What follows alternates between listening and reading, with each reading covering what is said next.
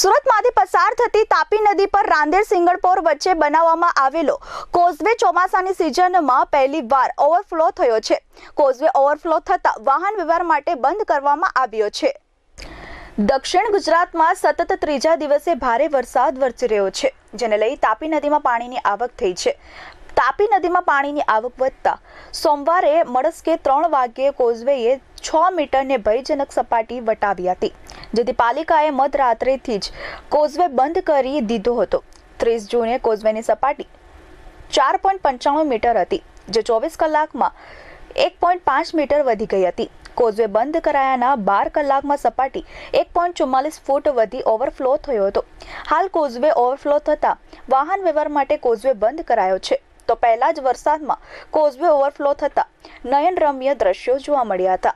ઉપરવાસમાં કાપ ધોવાઈ જાય તે માટે પાણી સમિતિએ કોઝવેના દરવાજા ટેમ્પરરી ખોલવા માંગ કરી હતી.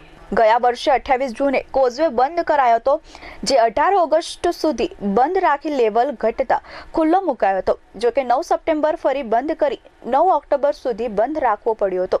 ઉકાઈ ડેમના ઉપરવાસમાં વરસાદી માહોલ જામ્યો છે, જેથી ડેમમાં પાણીની આવક 6293 ક્યુસેક થઈ છે, જ્યારે સપાટી 305.95 ફૂટ નોંધાઈ છે.